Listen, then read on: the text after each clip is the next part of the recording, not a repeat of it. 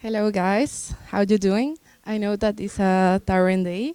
Thank you so much, Camila, for that great presentation. I know it's a big challenge for our beloved region to answer these type of questions, but it was a bigger challenge for us to find ways to comment on it. So let's get into this, and please, first slide. I will not go into deep of the article because she already explained it perfectly. So I just want to go skip to conclusions to say like some basic points that she already mentioned a little bit of what can be possible for us to attain like a sustainable path.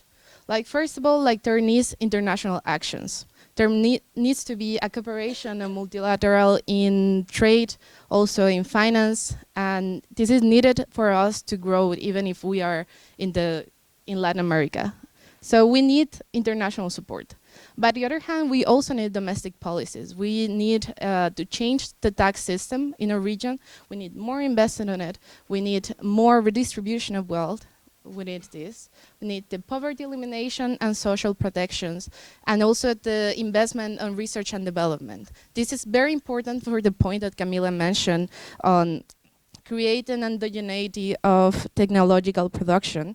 And by the other hand, technology is not enough. We also need education for people to be able to adapt to this technology and reform also like all these little like domestic institution for us to be able to go into this challenge. So I will not go into deep in the other parts, but now I will leave the microphone to Vini. Hello everyone, good night. And as we can see, thank you Camila for the presentation. And as you can see by Camila's presentation, we see that CEPAL is driven strongly by a growth imperative, which means that it sees growth as a necessity to overcome employment, redistribution, and industrialization problems. And towards at the end of the article, they affirmed that the growth path that we have today does not comply with equity, not even respect the environment. So we decided to do a theoretical dialogue with post-growth theories. And post-growth here is a concept that's like an umbrella concept for ideas of how we can structure our economy that goes away from the GDP growth. And for that specifically, we wanted to see answers for is green growth possible? And to talk about that, we in the room, you can pass, and talk about degrowth. So degrowth here is a concept that brings ideas related to how we can transform, we can eco-socially transform our society and go classically in a way that downscale production and consumption.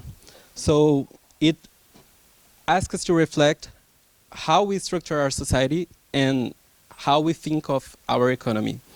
And it's proposing that we go away from GDP growth because it's recognized that the GDP decoupling that we have today from the growth and the environmental harm that it's being caused is being actually hidden within structures in the global south. So, and what is degrowth related to Latin America? When you talk about degrowth in classes, usually people think that the global north should degrowth, so it should have a downscaling of energy and material throughput. And from that, it would open conceptual and ecological space for the global south to make its own path toward an ecological, eco-social transformation. But when I was reading about what degrowth thinkers from the Latin America think, they don't agree that much with that. So there are some critiques upon it. The first one is the assumption that Latin America should not grow, should not degrowth. So they are showing that Latin America has a very strong history in extractivism and has based its economic growth totally in extractivism. So we should think about how that, in a continual way, would end up for our environment as such. And why I am bringing this to a discussion with CEPAL. So degrowth thinkers say that if degrowth doesn't happen, we will not achieve a path in which the future generations will have a place to live and to have well-being. So, okay, is that possible? If degrowth happens, why should CEPAL then care about it?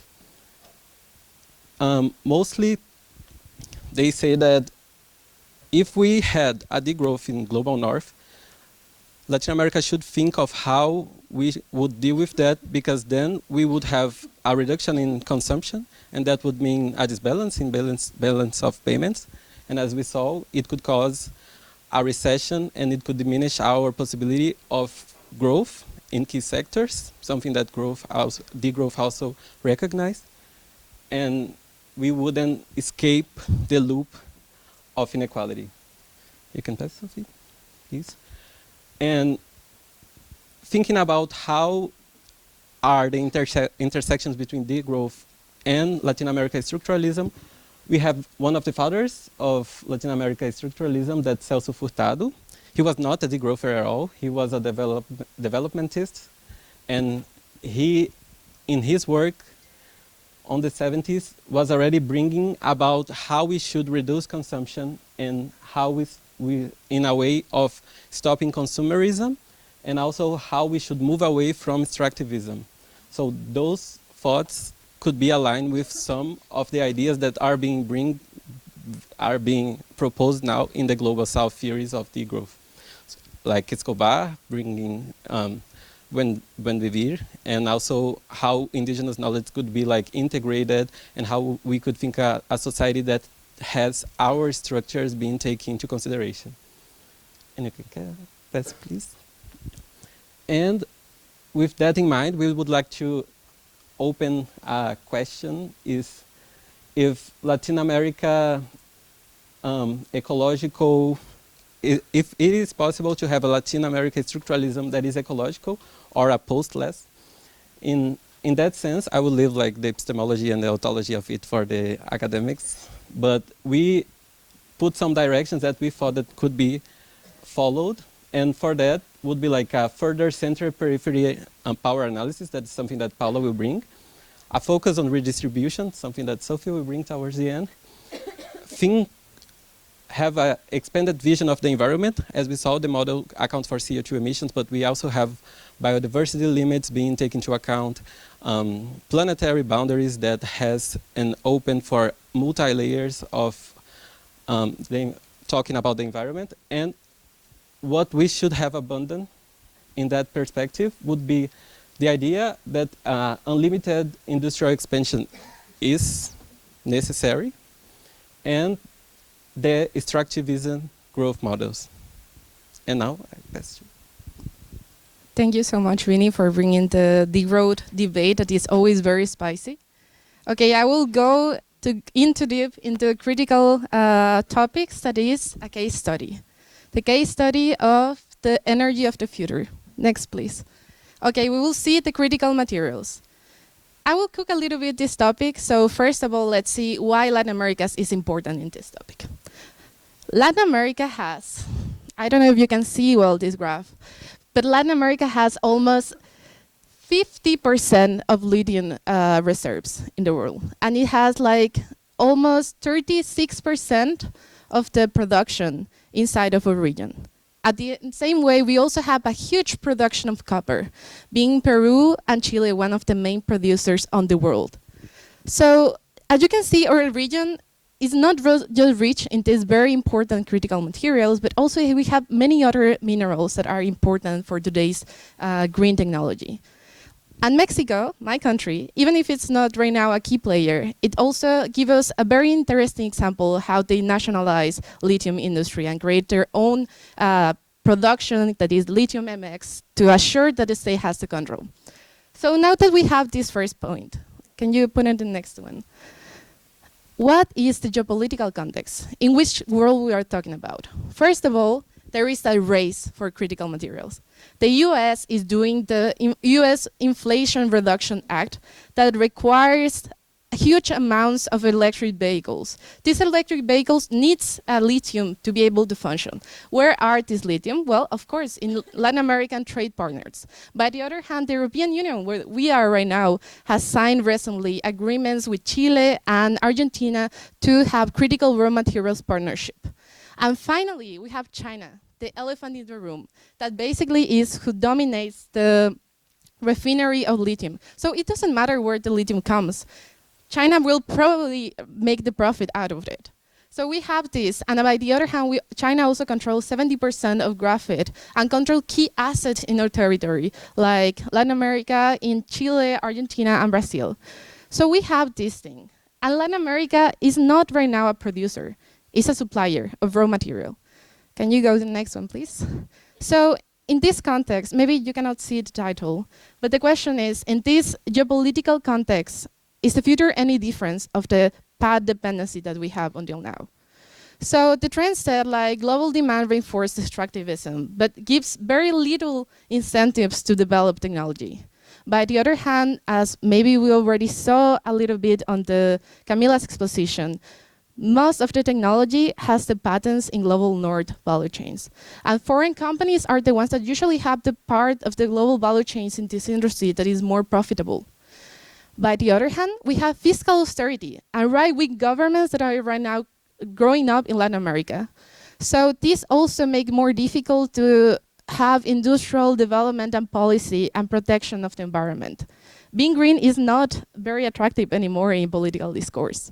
So by the other hand, we have also like how there is a climate finance to Latin America that is insufficient. Camila already said it, like to make possible the change, you need someone to invest in it.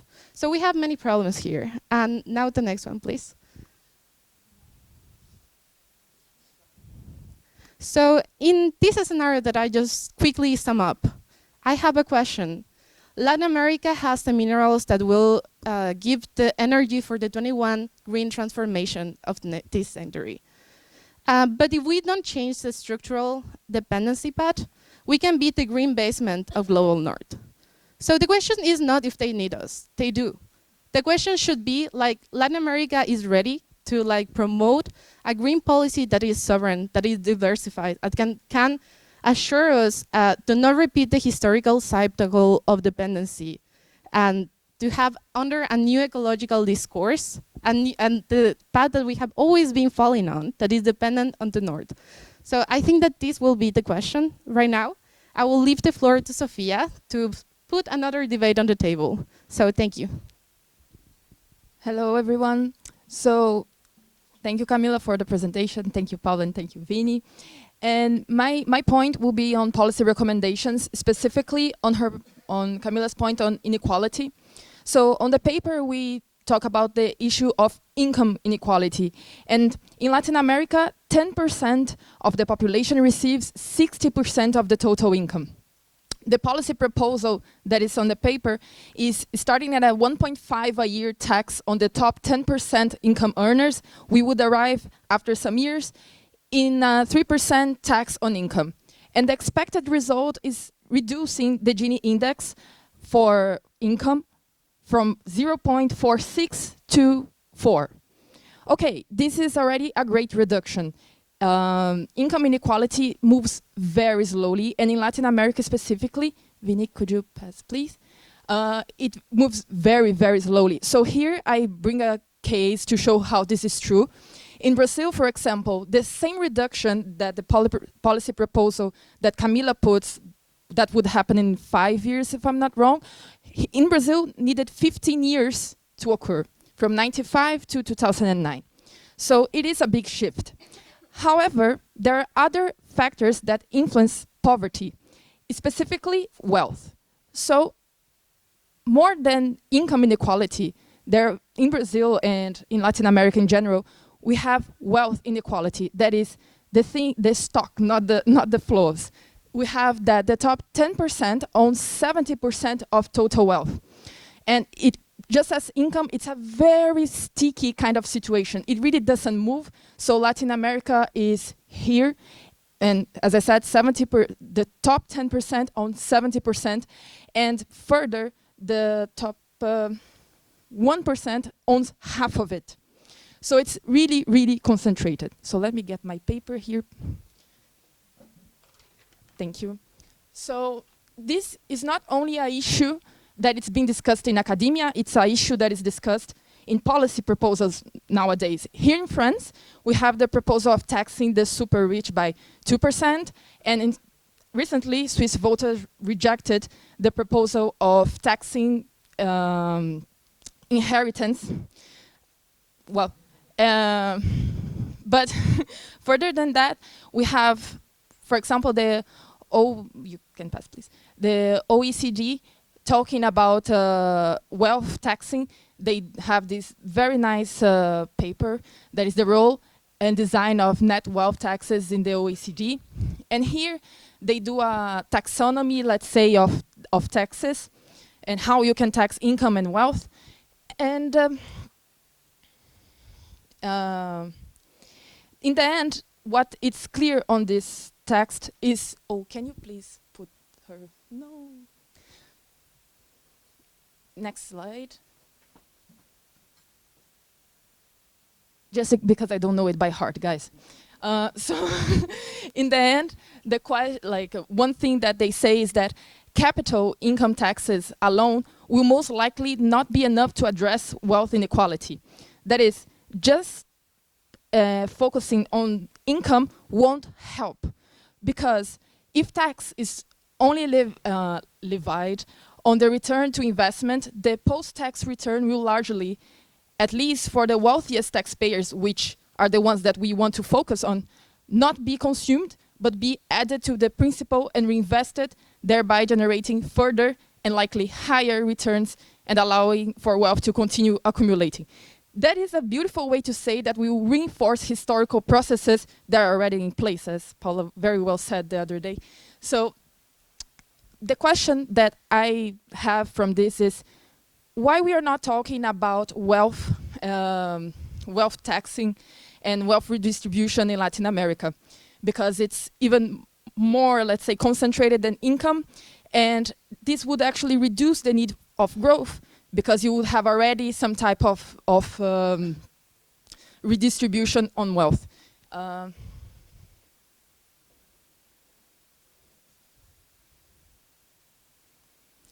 So yeah, we have then these 3 key points in our presentation: the growth part, the green transition part, and the inequality part. And we have some questions that I will sum up. For the dialogue between the growth and the Cepalian tradition, we wanted to know if, the growth faces strong political resistance, even in wealthy countries. So is ECLAC considering introducing the growth-aligned principles into its policy recommendations? For the green transition part, we want to know, how is ECLAC ensuring that Latin Americans' green industrial transition strengthens regional sovereignty and productive diversification without falling to dependency paths, not just from a intercontinental perspective, but also on the negotiation with the international arena. And for my part, in the inequality section, I would like to know, how can CEPAL contribute to the discussion on wealth distribution, and can structuralist models adapt to fit in wealth distribution dynamics? So yeah, we have our references, and thank you very much. Sorry, could I add also another question? Camila, honestly, we also wanted to take advantage that we are in the perfect place. You are a CEPAL director, and we're Latin American students studying in a European institution on development and sustainable. So I think it's very logic for us to ask, we're probably going, I'm looking to both directions, but probably you're there. We're probably going to try to get into multilateral European institutions right now that we are in Europe. So also, don't say this to migration, but what would you tell us to advocate for? Right now that we have a little bit of more chances than most of the people in our region to go into places that we can take decisions, what would you say you will want us to advocate for our region? Okay, that's all. Okay. Thank you very much for the excellent comments. It's always encouraging to see refreshing questions from students, and glad to see so many Latin American students at the program as well. So I'll be brief to allow for more debate from the audience as well. But regarding degrowth, first of all, I do not agree that ECLAC is focused on the economic growth. It has been a while since we have not been advocating for economic growth. We see economic growth not as an end on itself, but as a means for other objectives to be achieved.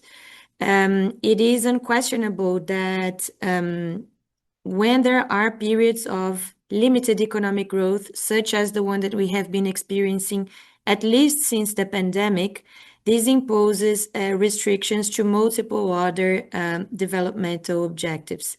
In effect, we identify that the region is facing, as opposed to many authors refer to financing distress, we emphasize that Latin American and Caribbean economies are facing a developmental distress because the fiscal space that they have available has been so restricted that they find themselves having to choose what developmental objectives they will have to pursue.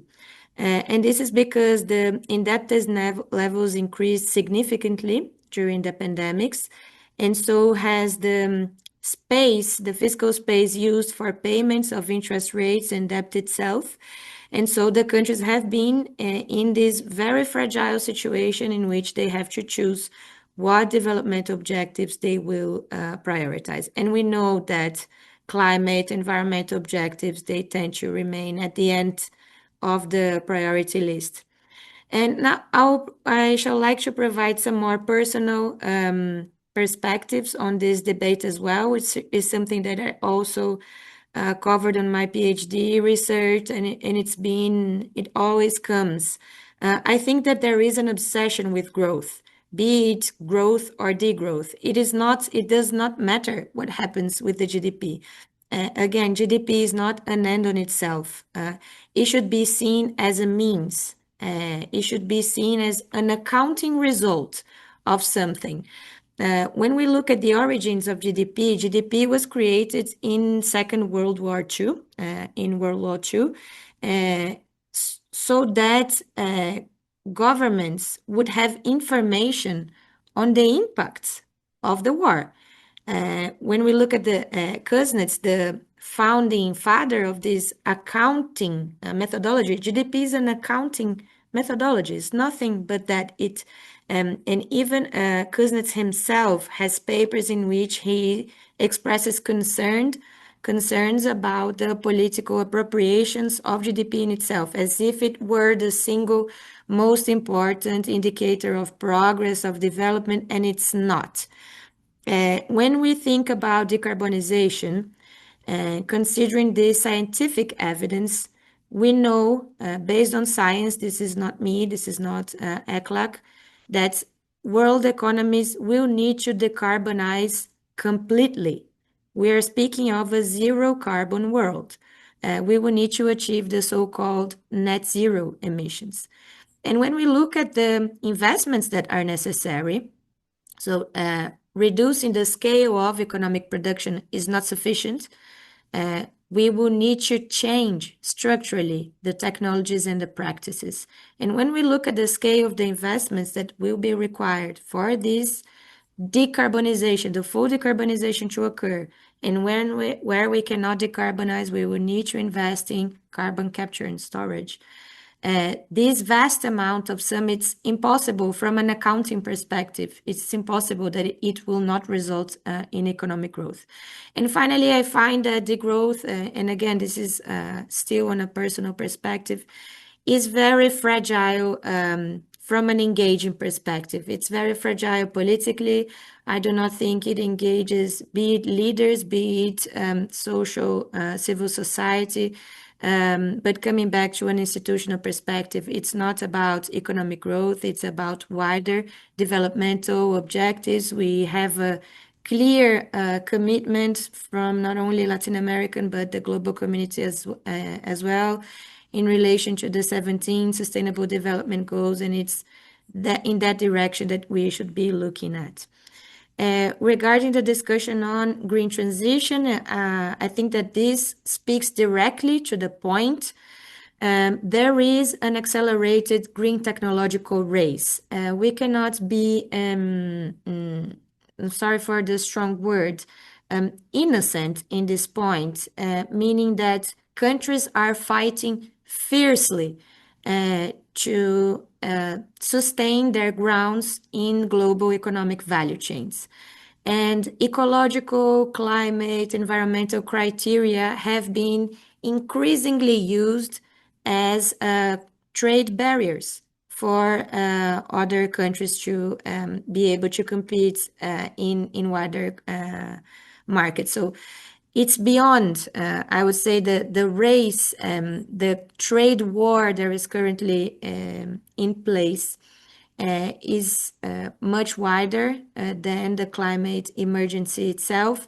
But of course, when we think, again, going back to scientific evidence that economies worldwide will need to achieve a net zero development path, and the extensive demand that this will imply in terms of low carbon investments, this will, of course, create competition in terms of who will be the suppliers of those low carbon sustainable technologies. And indeed, as was commented, there is a risk that is not small. There is, I would say, a more probable risk than not that if the green transition occurs as it has been currently, it will mean more social and economic vulnerabilities for Latin American economies, meaning that these countries are being positioned and are letting themselves being positioned as suppliers of green commodities, as suppliers of technologically less sophisticated goods and services that will be necessary for global decarbonization. So instead of supplying critical minerals, the region should be supplying, why not, batteries, electric cars, storage devices, more sophisticated goods that will deliver more socio-economic benefits for the region itself. Hydrogen, same thing. The region should not be in this, again, is on my, it's my personal perspective and not an institutional one, should not be exporting pure hydrogen. Why should it not be exporting green iron and steel that is produced based on the green hydrogen that the region produces? These paths are available to the region, these more technologically sophisticated, this broader space in international global value chains. They are available. And in fact, I am at this moment at the Brazilian National Confederation of Industry at an international workshop with Latin American and Caribbean countries discussing opportunities for productive integration on low carbon value chains in Latin America and the Caribbean. There are stakeholders that are aware of the opportunities, but I believe that the main message here, and perhaps I can be more explicit about it, is that the opportunities are there, but they will not occur automatically nor spontaneously. There will need to be an active state with active policies, industrial, social, productive development, innovative, scientific. There will need to be a long-term coordinated strategy and policies to achieve these long-term results that the region can achieve. And I think that this was the main intent of the paper, to signal that the paths are there and it will be up for the countries to pursue them or not. And finally, with regards to social inequality, I could not agree more. We have supporting, ECLAC has been supporting Brazil in its presidency of the G20 last year, G20 2024, in which part of the consensus that was achieved was exactly about taxing the super rich, taxing wealth instead of income in itself. And we are very happy that the countries found consensus, that there was unanimity, and that the topic gained space in the declaration of the summit. And also to find that this political declaration also saw reflection at the domestic arena. As you must be following, there was recently, a few weeks ago, an approval of taxing the super rich based on wealth and not on income in the country. So it's important that these political decisions also find echo in actual policy making and actual policy modifications on the ground. But I'm very happy to hear your comments. I think that this shows the level of the students in the class. These are all relevant questions that should be on the table.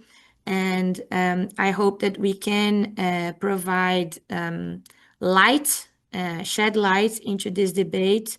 There is hope, and I think that this is the main thing that I want to transmit to you all here. There is hope, but this path is not an easy one. It requires engagement. It requires coalitions. It requires a lot of scientific evidence and studies, and I think that this is the role that an international organization such as ECLAC should be doing, presenting these policy recommendations, presenting scenarios, results, evidence of the future that is available that could happen if those recommendations are pursued. And I'm very happy to learn about your interest in pursuing a career in international organizations.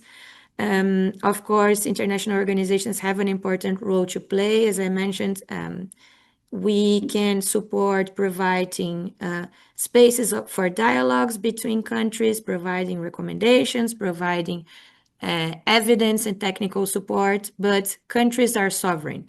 And it is on their hands the decision to pursue these recommendations or not. So I think I'll stop there so that we can have time for debate with the audience as well. And thank you very much for the comments. Thank you very much, Camila. Thanks. And I will give the floor to the students. Hello, Camila. My name is Luca. I'm from Brazil. Hopefully you can hear me. Hi. Thank you for the great presentation. Thank you also for the discussants. I love that you touched on this topic right before I spoke on this coalition aspect, right? This is the topic of my thesis in the sense of how to operationalize the big push for sustainability in like a finance perspective, right? Like looking at all the constraints of the international monetary system. And I would like to hear a little bit more from you, like in terms of path, like how to, how can I say, maybe explore more of the NDB path, for example, or how can we try to overcome this, the constraints of the IMS, right? Maybe I was not too clear, but if, yeah, you want me to develop further, please. Hi, thank you. I'm Diego from Switzerland. I wanted to ask you a little bit more about these areas that you identified, the key areas to invest in, like how you identified them, what makes them special, and then also maybe some more details about the investment process itself, like what the role of government would be, what policies are needed for this investment, and also why this investment is not happening right now if these sectors are so like competitive, as you mentioned. Well, I'm Luca. I'm also from Brazil. My question would be regarding the sectors you also mentioned. You mentioned circular economy, care economy, digital transformation, sustainable mobility, and many more. So, as Vinicius also mentioned, like the paper has a very methodology very similar to the one developed by Furtado in like methods of metaeconomic, method of economic development, and this book is also very. So I would like to ask if ECLAC has been doing something on the cultural sector, like just to take an example, like Bad Bunny was the most listened musician in the world this year. So like, and he comes from Latin America, and there's many evidence that this has a huge impact on the economy of Puerto Rico and like the region. So my question would be, what's the cultural vision of ECLAC, and has something been done in this regard?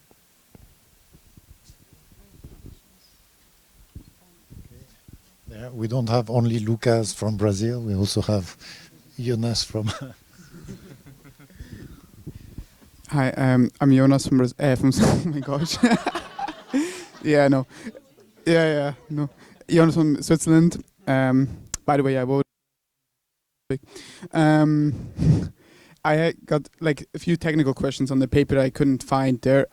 First of all, you said like in the paper you use a carbon budget for 1.5 degrees, and I mean considering the fact that as I mean wish otherwise, like the budget is almost used up. So I was wondering like which numbers you exactly use there.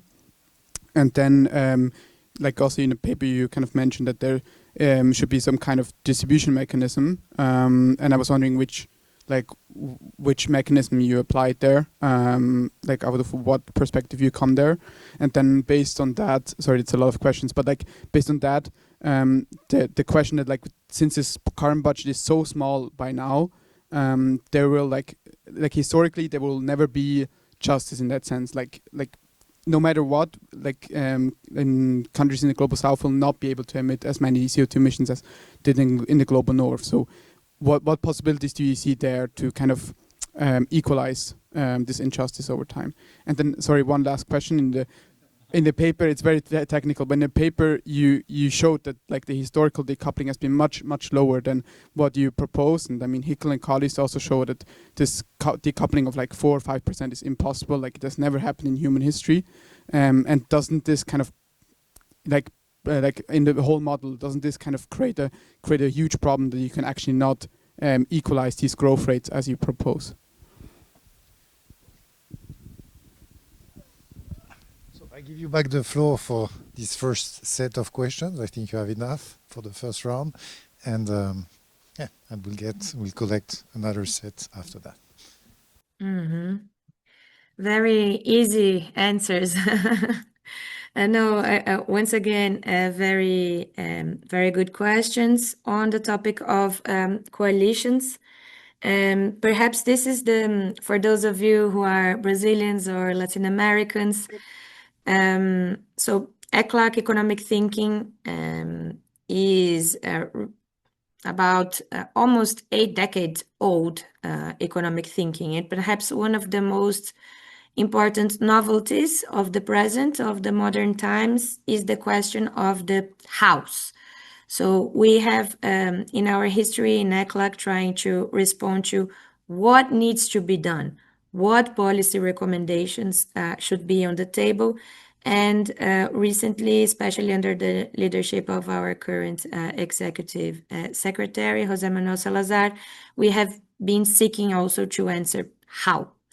And coalition is part of this new perspective, of this new way of looking into developmental gaps and issues in Latin America and the Caribbean. And in essence, what we try to organize our perspective on the house on 4 different areas.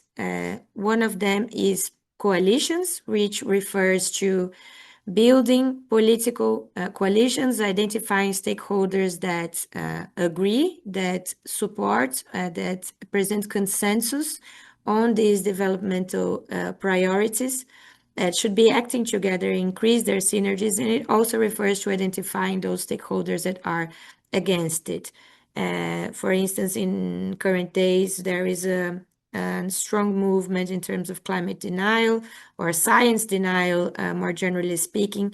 This should also be treated and addressed as part of the coalitions. A second part of the house is governance. there should be an appropriate governance of managing transformations.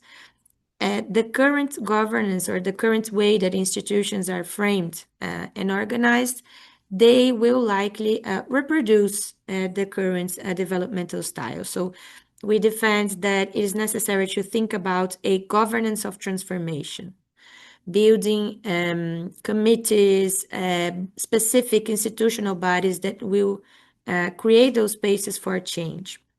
Then we have a third dimension, which is the political economy, dealing with diverging interests and finding spaces, windows of opportunities that will allow those agendas to increase. And finally, there is the capabilities. The fourth and final pillar of the house is capabilities. And in terms of capabilities, ECLAC has been defending the importance of top capabilities. So technical, operational, prospective, and political capabilities. This speaks directly to the third developmental trap that refers to fragile state capabilities. So strengthening the state with technical, operational, prospective, and political capabilities.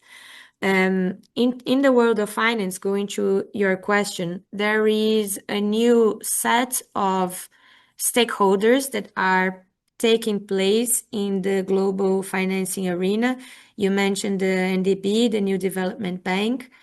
At the onset of the creation of the NDB was the motivation to create a developmental bank that would support, that would be prepared to the specificities of countries in the global South. This is definitely a necessary space, a necessary institution, but it needs to be backed up by these four dimensions of the house that I was just mentioning. Regarding the second question on the key areas that CEPAL or ECLAC identifies and the role of the government. So ECLAC currently identifies 15 strategic areas for transformation in Latin America and the Caribbean. The ones that we included in the paper, they are the ones that are bearers of the future. On the one hand, in terms of their contribution to addressing climate emergency.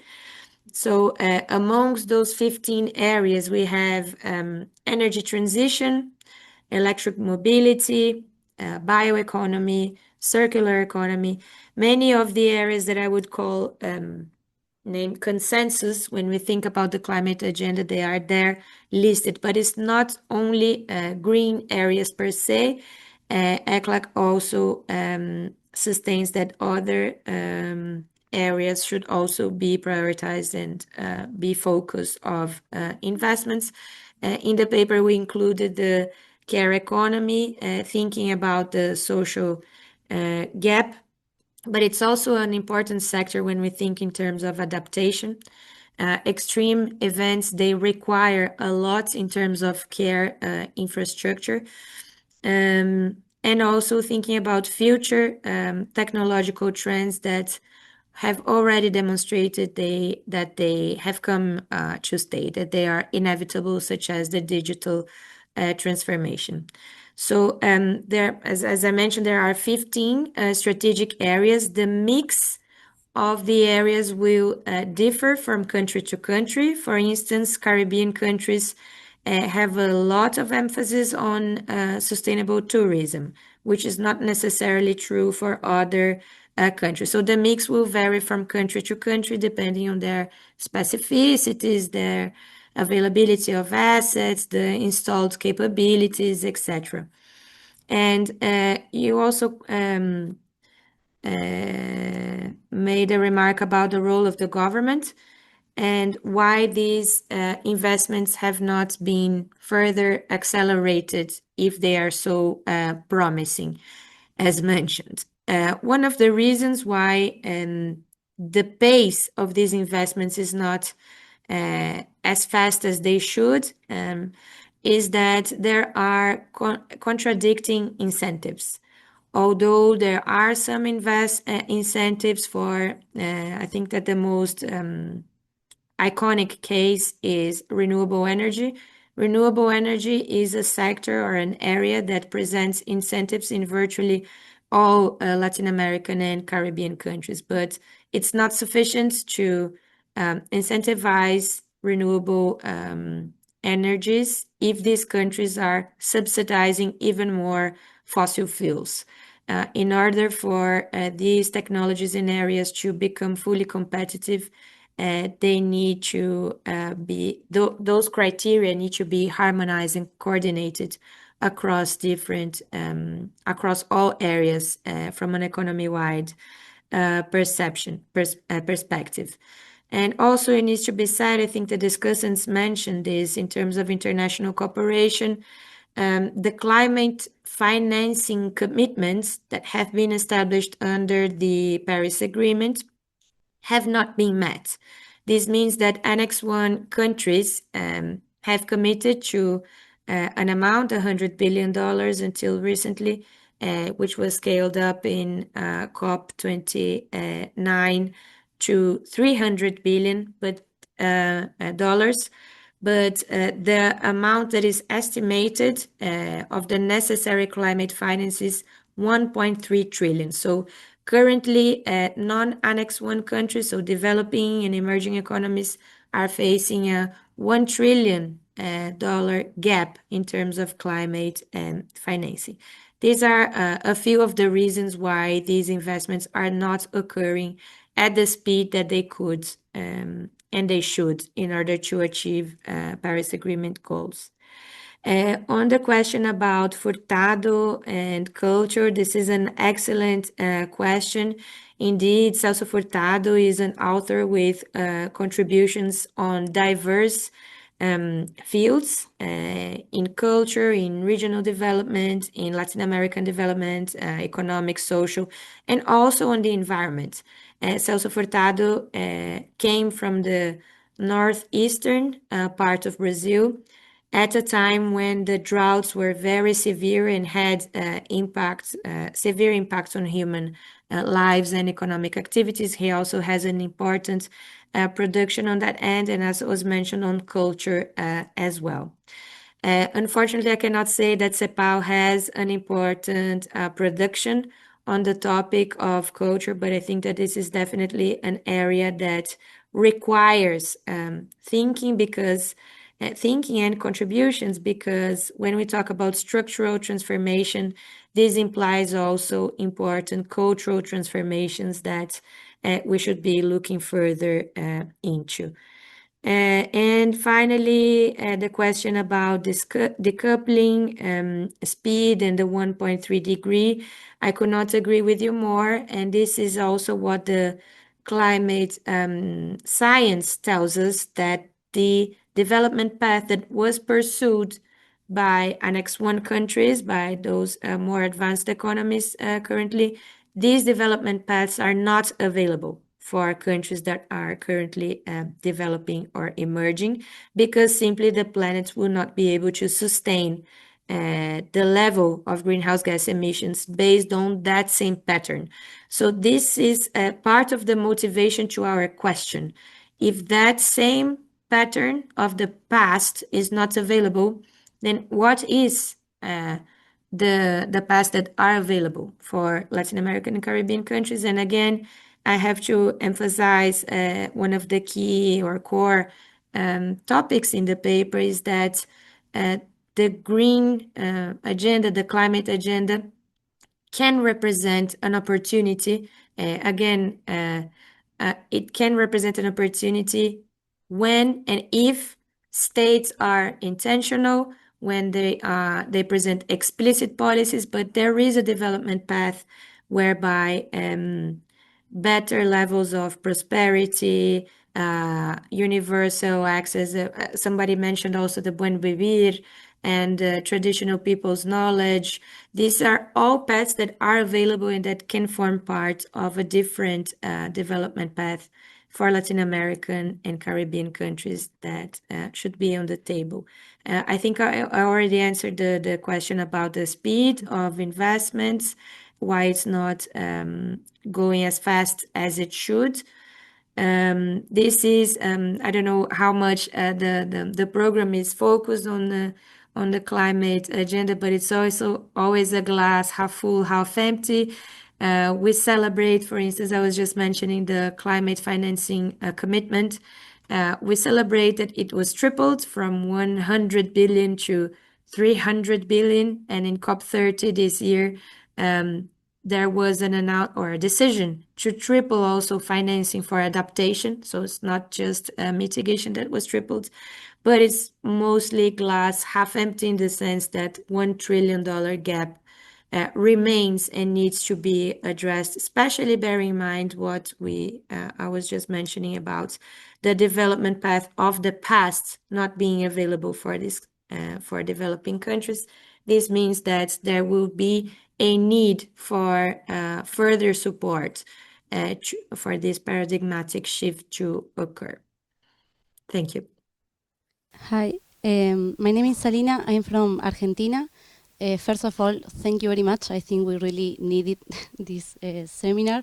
And my question is, how do you manage to think in a long-term policy agenda in such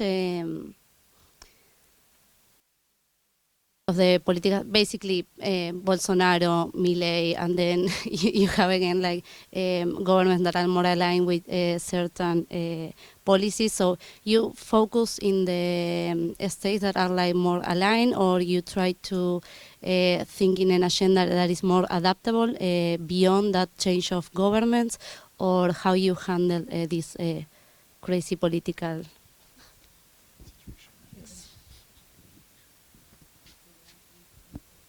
Hello, Camila. Thank you very much. My name is Briana. I'm also from Brazil.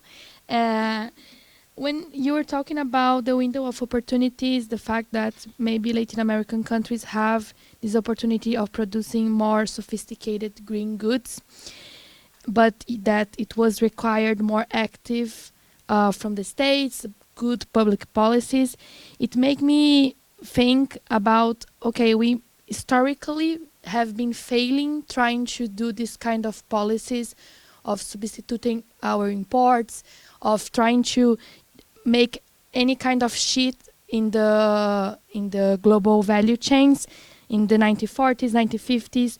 And I'm a bit skeptical when you mention it, because how this is going to be different from the past attempts, how this opportunity now is not going to have the same results that we have been in the past. Because when Alina just mentioned about the political instability, but in general, our financial scenario didn't change that much. So what would make this scenario different from the ones that we've been facing? Thank you.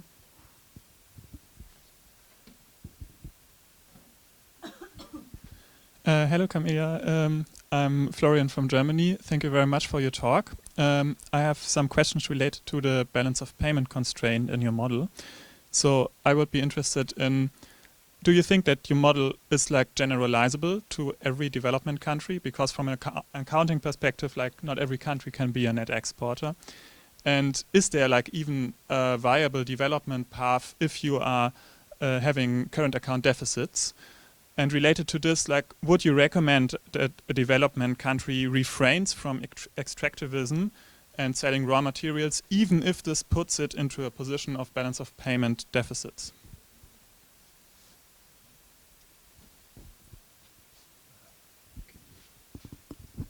Hello, my name is Marlene. I'm from Austria, and my question is a bit more about the global governance that you also spoke about. I feel like one of the growth rates that you presented that is depending on environmental sustainability is very fixed in the sense of like what our planet, what boundaries there are. But the other two growth rates are very dependent also on the global order and global political decisions. And I was wondering now on this like hegemonic shift happening in the world, also the rising influence of China, how you view this for future projections.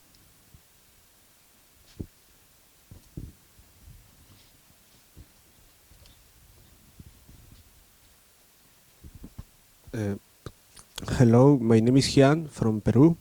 my question is also kind of in the way like Brianna said, like how these policies differ from the past, and also how do they differ within Latin America, because there are like structural differences like within the countries in Latin America. For example, this connection between productivity growth and green industrial upgrading maybe will become like very different depending on which country, like Chile and Peru, like these foreign, there are like foreign design technology and capital intensive sectors. I would think also like there is a problem with technological sovereignty, and like in the past this has been like also a problem, and also the structural heterogeneity within the countries, these formal and informal sectors, how this labor maybe just not be absorbed, maybe just reproduce this duality. So I would say just how the policy recommendations would differ from the past, and also in space and time. That's like my question. Hello, my name is Eluisa from Austria, and I wanted to ask what your opinion is on climate reparations. If you think they would help to equalize the situation, or if you even think they are realistic. Okay. And I think two last questions. I'm Luis from Germany. My question would be, you really emphasized for the role of the state and that the state should be able to intervene and do this industrial policy, but how do we ensure that the state actually follows this path when we started, when legislation changes and so on, and shouldn't there be like a different actor that is more independent from these changes? But how can we also integrate then the problem of technocracy that we would run into as economists? And maybe isn't there this a way how to bring labor unions into control again, to emphasize long-term development, which is something that we had in Germany in the past, which was very useful to ensure companies stick to accumulation instead of profits. Very last, we come back to Brazil. Hello, my name is Luca from Brazil, and my question is similar to Rian's, is how to, you mentioned discussions about a higher productive integration within Latin America, and how to avoid reproducing dependency patterns within the different economies within Latin America. Okay, I think you have enough questions. You have the floor. I'm loving this debate. Okay, thank you for your questions. I'll try and respond them as blocks. I think that the first one about let's call it the political geography in the world and the rising of, let's say, more extreme politicians, and the one on global governance as they are interconnected. So we have been sustaining at ECLAC that there is a new era of globalization currently. One in which hyper-globalization of the 1990s has reached its limits. We do not agree with the diagnosis that globalization is over. It is a new stage of globalization. Definitely there is a retreat in the sense that if in the past decades there was this lemma that the more globalization, the better, the more countries specialize in the production of the goods and services they are more efficient is, the better it would be for everyone. Now we are in an era in which countries prioritize security. And this changes completely. Security in terms of energy security, health security, job security. So it's a moment in which economies are looking more at themselves. And we do not have anymore, as it were in the looking at more longer term perspective in the center periphery model, we do not have anymore one hegemonic power center.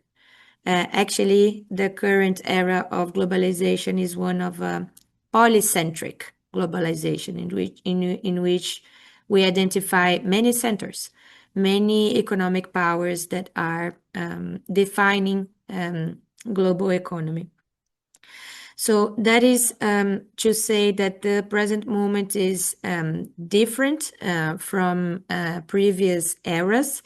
Responding specifically to your question whether we are working with a selected group of countries, the answer is no. The United Nations, including ECLAC, has been maintaining their processes, their protocols. There are some increasing debates about whether these institutions, such as the United Nations and others, should be reformed, because when we think about a global governance that is based on consensus, that is based on unanimity, this means that when a certain country may be governed by more extreme governments, they can have a kind of veto right, because when one country is not on the table, does not reach consensus, then consensus is not reached and decisions cannot be made. This is on the table, but it's of course very delicate and very sensitive. As our Secretary General Antonio Guterres mentioned, the global or the multilateral governance system is as useful as their members make it. So it's definitely a changing moment for us all in terms of how us, humanity and different countries will cooperate in the future. I would add to this that the climate agenda is one that is by its own nature a global agenda. It is not sufficient for one country to achieve net zero emissions if the other one is not doing the same thing or is even increasing their emissions. It's a shared atmosphere, so it's one of those topics that really requires a global coordination effort. That being said, I consider that multilateralism and global governance is more needed than ever. We can only achieve a successful solution to the climate emergency if we work together as an international community, if we work cooperatively. On the question about the limits of import substitution policies and how these differ from the past, I think this speaks to a couple of you that mentioned this topic. I would not agree that the policies in the past have not worked. In the fact, when we look at Brazil's industrialization, for instance, it was the industrial capabilities or the productive capabilities that currently exist in Brazil. They are the fruit of successful policies in the past. I refer specifically to the contributions of a prominent Brazilian, Luso-Brazilian economist, Maria da Conceição Tavares, about the policies in the past that have successfully helped Brazil build a productive park. But I think that your question actually refers to the more recent efforts. And I wouldn't say that the failure of the policies at the end of the 1990s and beginning of the 2000s, I would not say that the results fail. I would say that the policies were less coherent with what they were supposed to be. Many criticisms are valid because of and here I will answer on my private capacity as an individual and not as ECLAC. I would say that some of the criticisms have echo more on ethical groundings. For instance, picking winners, right? Industrial policies based on picking winners that in some cases have been perceived as policies that favored certain groups in society without much transparency or without much criteria. And I think that the issues have more to do with that, with less ideal or policies that have not been well designed to the ends that they could or they should be delivering. That being said, the countries that have recently, in the last few decades, presented a leap in terms of their development levels and their role in the global economies, such as China, the Asian tigers, right? Korea, I think there are many examples, recent examples. They have all pursued a well-designed set of policies that are already well studied, and that we know which policies should be these countries should be implementing in order to achieve similar results. And when we think about the green arena, it's a slightly different debate, because we are not yet observing the necessary level of investments that global economies should be conducting to move to a net zero world. So this is about building capacities now for demands that should be present in the future in terms of decarbonization. So they are different in that sense. It's not the same policies of the past in that sense, because these markets are not yet determined. The demand is not clear. The uncertainties are wider. We do not know if and when this demand will occur. And so this creates additional layers of complexities and uncertainties, without a doubt.